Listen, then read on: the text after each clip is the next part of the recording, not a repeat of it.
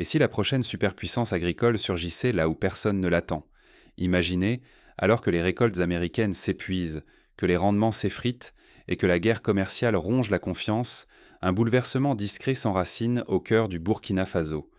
Dans le Midwest américain, autrefois royaume incontesté du maïs et du soja, les agriculteurs voient leurs champs se transformer. Les épis, jadis denses et vigoureux, peinent à se développer. Des images aériennes récentes montrent des zones brunies, marquées par la sécheresse et l'épuisement des sols.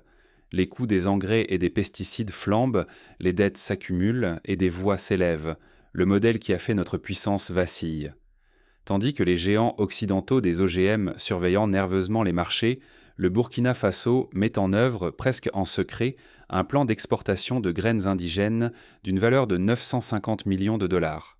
Ce projet n'est pas destiné à l'Europe ni aux États-Unis, mais vise l'Asie et l'Amérique latine, ces territoires longtemps dominés par les multinationales occidentales. Pour la première fois, ce ne sont plus les semences modifiées qui franchissent les frontières, mais des graines anciennes, forgées par des siècles de résistance à la sécheresse. Ce choix n'est pas anodin. Les graines traditionnelles du Burkina Faso, telles que le mil, le sorgho, le fonio, le sésame et l'arachide, sont le fruit d'une sélection patiente. Chacune d'elles a traversé des décennies de sécheresse, d'invasion de criquets et d'instabilité politique. En cela, elles rappellent les variétés de blé rustique apparues après la Grande Dépression aux États-Unis, qui permirent à des milliers de fermiers de survivre malgré la poussière et la pénurie. Désormais, la question n'est plus de savoir si l'agriculture américaine gardera sa couronne, mais de comprendre ce qui se produit quand son déclin rencontre l'éveil africain. Que signifie ce basculement pour la souveraineté alimentaire mondiale, pour les profits des producteurs de chaque continent, pour notre liberté de choisir ce que nous mangerons demain? Réfléchissons à l'impact concret. Imaginons un producteur de maïs du Nebraska, qui découvre que ses clients brésiliens commandent dorénavant des semences africaines, ou une coopérative indonésienne qui, confrontée à des inondations répétées, opte pour le mil burkinabé, réputé pour prospérer là où l'eau manque. Chaque décision de ce type accélère la transformation du marché mondial.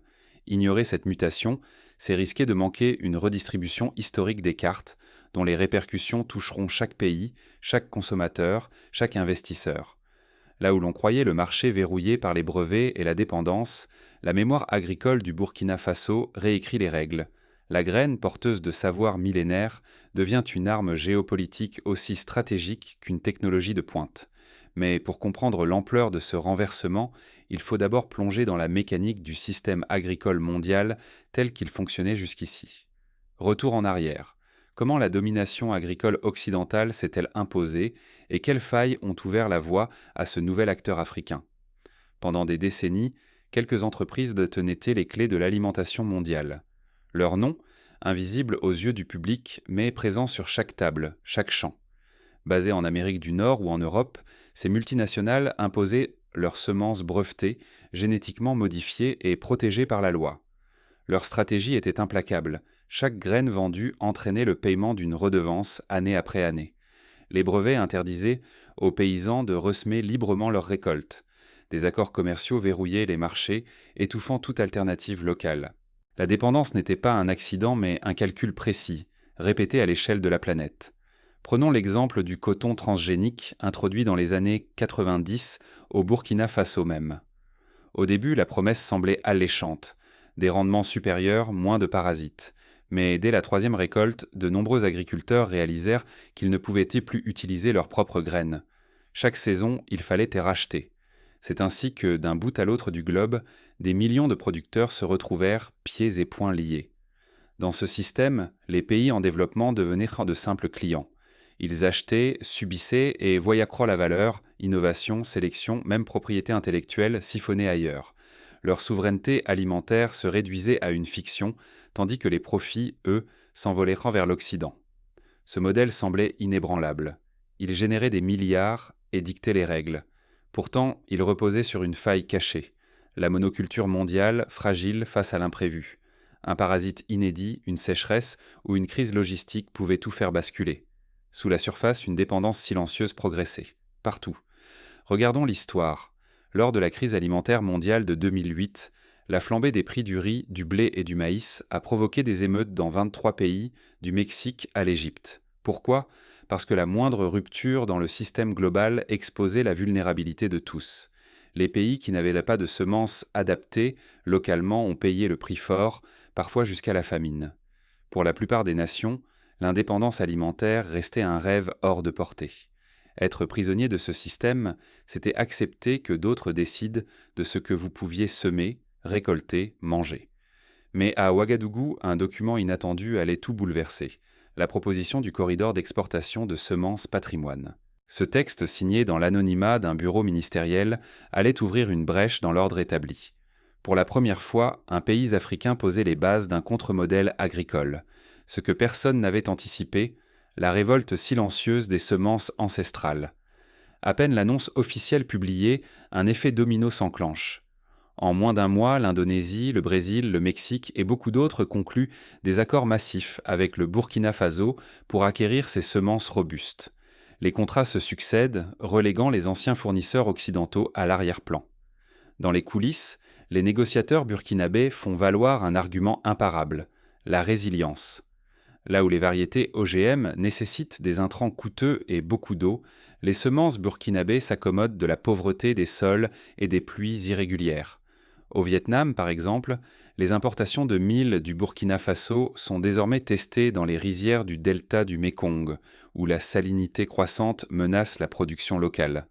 Ces semences africaines, non modifiées génétiquement, sont le résultat de siècles de sélection attentive par des agriculteurs locaux. Adaptées aux climats extrêmes, elles prospèrent là où les variétés industrielles échouent. Pour les pays d'Asie et d'Amérique latine, elles incarnent une réponse tangible à la crise climatique et à la dégradation des sols. Les marchés financiers s'affolent. Les valeurs des géants de l'OGM plongent, des notes internes circulent, évoquant des risques critiques pour les investisseurs. Les think tanks occidentaux s'alarment, l'édifice mondial des brevets OGM pourrait s'effondrer, entraînant pertes économiques colossales et recul d'influence géopolitique. Pour la première fois, l'Afrique imprime son tempo. Elle n'est plus spectatrice du désastre alimentaire mondial. Elle en devient le moteur. Un basculement historique, de l'assujettissement, elle passe au contrôle. Dans les rues, la ferveur monte. Un slogan jaillit de Ouagadougou à Bobo Dioulasso. Ils ont pris notre or, maintenant ils prennent nos semences. Les récoltes, longtemps réduites à de simples marchandises, se transforment en symboles de fierté et d'autonomie retrouvée. La panique gagne les multinationales. Des marchés entiers semblent leur échapper, les royalties sont menacées. Mais pour le Burkina Faso et ses alliés africains, une brèche s'ouvre enfin vers une souveraineté réelle, loin des chaînes des brevets et des dépendances invisibles. Mais l'équilibre est fragile. Dans l'ombre, les anciens maîtres de l'agro-industrie préparent déjà leur riposte. Des rumeurs circulent, certains groupes de pression occidentaux tentent de faire durcir les normes phytosanitaires à l'Organisation mondiale du commerce. Ils espèrent ainsi bloquer les exportations venues d'Afrique sous prétexte de sécurité alimentaire. Mais les diplomates burkinabés, soutenus par une coalition de pays émergents, contre-attaquent en présentant des études scientifiques sur la robustesse et la traçabilité de leurs semences. Un choc feutré secoue la planète, ces ondes parcourant les marchés sans bruit, mais avec fracas. Personne ne l'avait anticipé. Le Burkina Faso, porté par ses semences indigènes, s'impose comme un pionnier d'une révolution agricole. Les graines du Sahel, héritage des anciens, bouleversent le jeu mondial, redistribuant les cartes là où nul ne l'attendait. D'emblée, de nouvelles alliances émergent. Des coalitions régionales, des pactes bilatéraux et des groupes d'experts africains écrivent leurs propres règles. Le modèle burkinabé fait école, dessinant un effet domino sur tout le continent. Autrefois dominé par l'étranger, le secteur agricole africain se réapproprie son destin, réveillant une autonomie que l'on croyait disparue. Au Sénégal, une initiative similaire voit le jour, le Programme semencier du Sahel. Les communautés Peul et Toucouleur mettent en commun leurs variétés de niébé et de sorgho, créant des banques de semences partagées. Au Ghana, la coopérative des femmes de Bolgatanga échange des graines de fonio avec le Nigeria, relançant des circuits d'échange ancestraux abandonnés depuis la colonisation. Mais cette montée en puissance inquiète les grandes puissances occidentales. Elle multiplie les réunions sur les normes sanitaires, propose dans des aides techniques et redouble de lobbying auprès des institutions africaines. Leur objectif, freiner l'ascension du Burkina Faso et préserver leurs intérêts. Pourtant, la riposte s'organise, enracinée dans l'histoire et la solidarité communautaire. À l'intérieur, la transformation est tangible. Une fierté nouvelle irrigue les villages et les villes. Les jeunes créent des coopératives, les anciens transmettent leur savoir et l'espoir se substitue à la résignation. La dignité retrouvée devient un moteur d'innovation, bouleversant l'économie et l'identité collective. Mémoire, dignité, identité. Ces mots, autrefois abstraits, deviennent désormais des leviers politiques et économiques. À mesure que la demande mondiale explose pour les semences indigènes, la voix burkinabé pèse plus lourd sur la scène internationale. Un pays autrefois marginalisé impose désormais ses conditions à la table des puissants. Dans les forums internationaux, des délégués burkinabés s'expriment désormais aux côtés des géants américains et européens. Ils rappellent que l'Afrique n'est pas un marché de débouchés, mais un acteur qui innove, qui propose, qui façonne l'avenir de l'alimentation mondiale. Mais cette souveraineté s'accompagne d'une vigilance sans faille. Après des décennies d'assistance conditionnelle, la population scrute chaque proposition d'aide étrangère. Débat public, suspicion, examen minutieux, la méfiance s'installe, ancrant l'idée que toute main tendue peut cacher un intérêt caché. L'enjeu est colossal. Un échec ramènerait l'ombre de l'ancienne dépendance et la perte de contrôle sur des ressources stratégiques. À l'inverse, une réussite durable ouvrirait la voie à une Afrique respectée et influente, maîtresse de son avenir alimentaire et économique. Le monde observe, partagé entre inquiétude et admiration. Rien n'est jamais acquis. Car même les révolutions silencieuses attirent leur lot de contre-attaques. Quel choix restant à faire pour éviter les pièges de l'histoire et consolider ce nouveau rapport de force? Mais une question plane. Jusqu'où cette révolution peut-elle tenir face aux intérêts menacés? La suite s'écrit à chaque décision, entre espoir et incertitude. Pour garantir sa souveraineté, le Burkina Faso met en place des stratégies d'anticipation. Par exemple, il investit dans la formation de semenciers, développe des laboratoires de certification locaux et crée un fonds souverain pour soutenir la recherche agronomique. Ces investissements rappellent le modèle brésilien des années 2000, lorsque le pays a massivement investi dans l'Embrapa, sa structure publique de recherche agricole, pour libérer son soja de la dépendance aux brevets étrangers. Au-delà des semences, c'est un modèle qui redéfinit la puissance. Le Burkina Faso ne se contente pas de cultiver la terre. Il cultive aussi l'idée que l'indépendance se construit, se protège et s'exporte. Cette révolution part d'un geste simple: reprendre possession de ses ressources, de ses savoirs, et refuser que l'avenir soit décidé ailleurs. L'autonomie s'enracine dans la maîtrise du local. Les semences indigènes du Burkina Faso, gardiennes de la mémoire et des climats, prouvent que la science et l'expérience populaire peuvent s'unir pour résister à l'uniformisation dictée par l'extérieur. S'inspirer, c'est aussi regarder dans le rétroviseur. Bien souvent, les solutions qui durent sont celles que l'on réactive, pas celles que l'on invente. Au fil des générations, des techniques robustes, des variétés adaptées et des alliances solides ont survécu aux crises. C'est en réintégrant cette mémoire dans nos pratiques d'aujourd'hui que nous devenons moins vulnérables aux chocs venus d'ailleurs. Refuser la dépendance, c'est multiplier ses options économiques. Ne pas confier son sort à un seul partenaire, à une seule technologie, à un seul modèle. Le Burkina Faso montre la voie en diversifiant ses alliances, notamment avec l'Asie et l'Amérique latine. Il prouve qu'il existe plusieurs chemins vers la souveraineté et que les cartes du pouvoir peuvent être redistribuées. On peut comparer cette stratégie à celle du mouvement Slow Food en Italie, né dans les années 90, qui a permis à des milliers de communautés rurales de retrouver leur autonomie en misant sur des variétés locales et des circuits courts. Aujourd'hui, le Burkina Faso applique cette logique à l'échelle d'un continent. La résilience ne se construit jamais seule.